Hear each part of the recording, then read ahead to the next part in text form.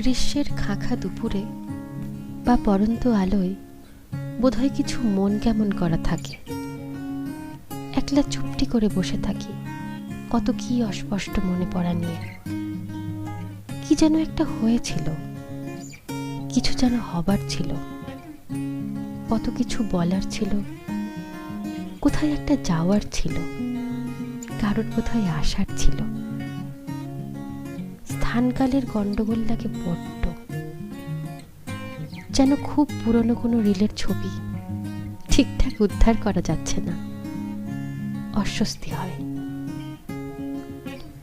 নিজেকে বর্তমানে ফেরাতে হয়। তারপর করজোড়ে পরম শক্তিকে ধন্যবাদ না জানিয়ে উপায় পায় না,